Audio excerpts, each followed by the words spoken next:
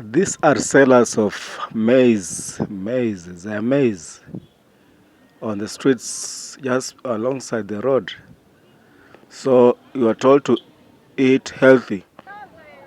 But the challenge, and we say that the village food is more super healthier than the rest.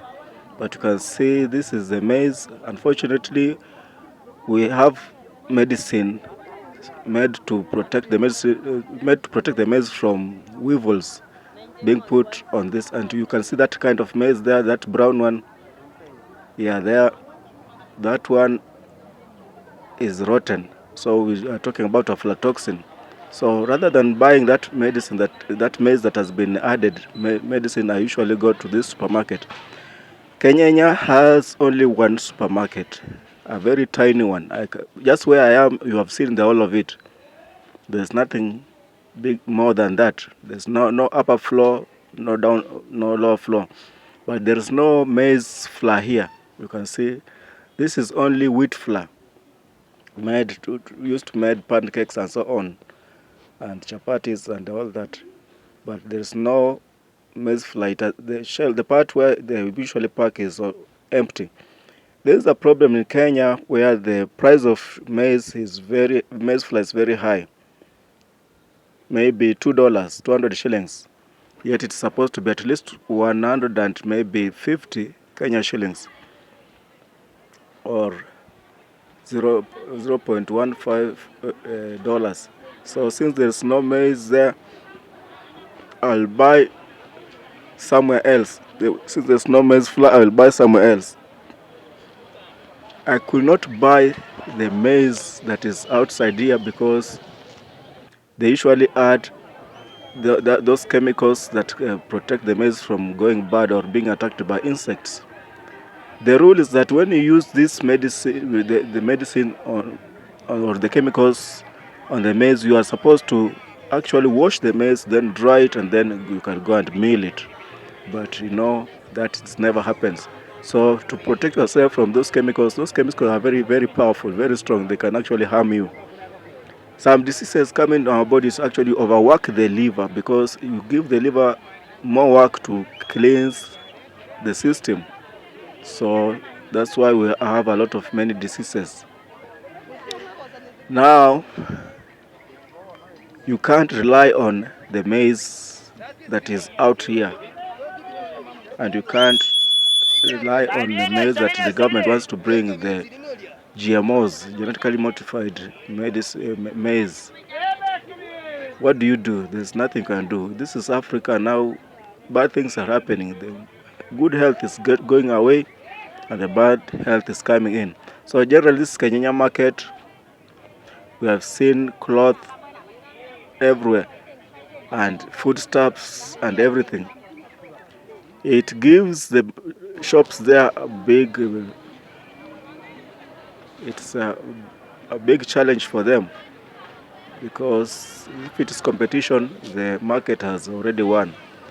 So there's no need of more supermarkets here. Only one supermarket. That one supermarket has been out competed. So I came out here to buy some sardines. Sardines are the small fish. They are not the smallest. They are a little bit larger. You can compare. You can see those two. We have the omenas on the upper side on this picture and the sardines on the lower picture. So I'm asking for what 50 Kenya shillings. That is $0.5.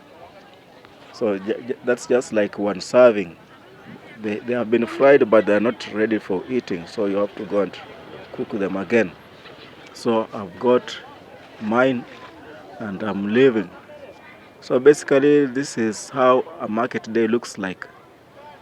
And now I'm going into the market through the gate. I was outside, now I'm going inside.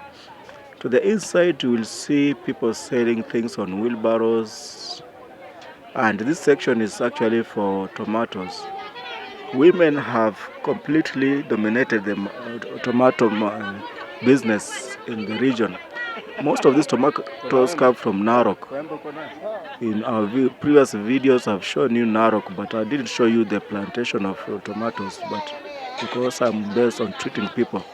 So these are tomatoes one small tin that you can see down there, one small tin, the small ones, is around 100 shillings or just $1.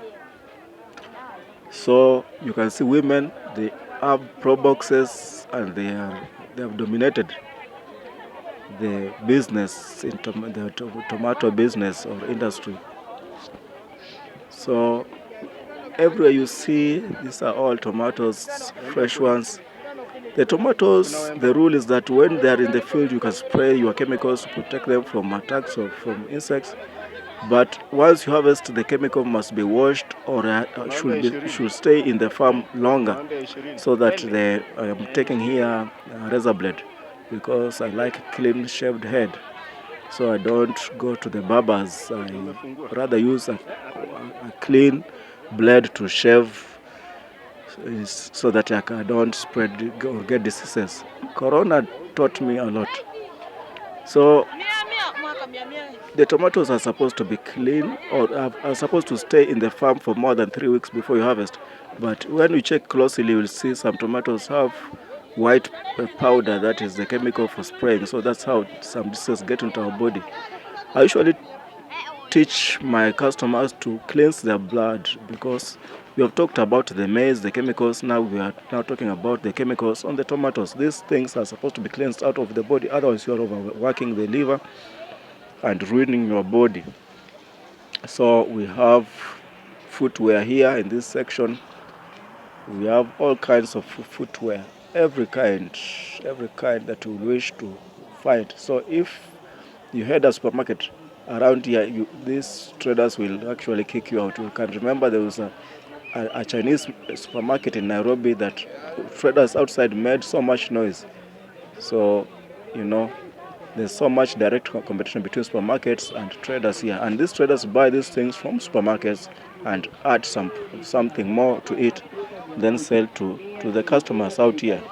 So basically that's the trade dynamics in Kenya.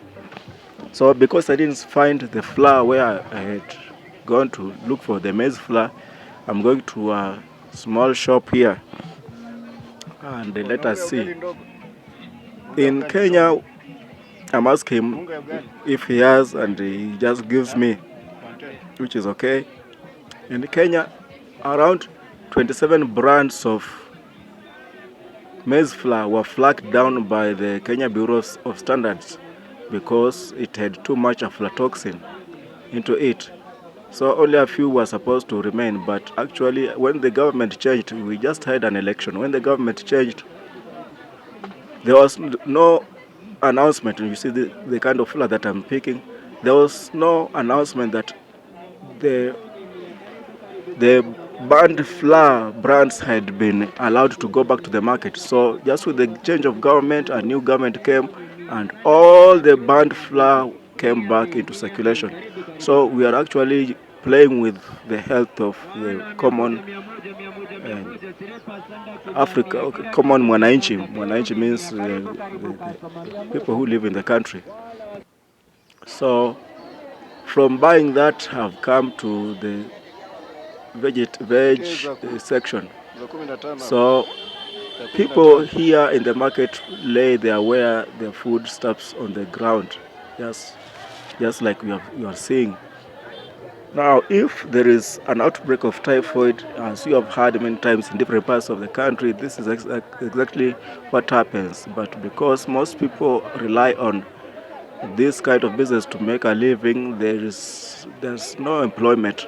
So, and the marketplace, everybody tries to sell something, there's no room. You can see these ones have come in front of shops to lay their foodstuffs so that they can be sold to customers. So the marketplace is flooded by sellers. But it's okay. I also bought some bananas, very good for potassium. Potassium is good for muscle, and I use the bicycles a lot, and my muscles need potassium. So this is basically how our marketplace looks like in Kenya. And parked my bicycle somewhere across the road. There we go. So it's on a market day and the roads are a little bit busy. You can see We are sharing the road with motorbikes, proboxes, lorries, and everything, buses. You can see that bus there. And there are no bicycle lanes. That's something that I keep on complaining in my videos. There are no bicycle lanes in these roads. The roads are narrow. There's some places are sharp bends. We have so many accidents on these roads. Just a few meters from where I am right now, a motorbike rammed into a probox just on that bend. These things are so annoying to me. Bicycles, when I came, there were very few bicycles, but after 2 years that I've stayed around here, I'm seeing I brought courage to other people who have gone to look for their old bicycles and they have repaired them and brought them back on the road. But there are no bicycle lanes. That is a big problem. And because I use the bicycle sometimes at night, my bicycle has lights, including people call it brake lights. At the back, I have some light just to show people that I'm around somewhere. So we are sharing the road with this.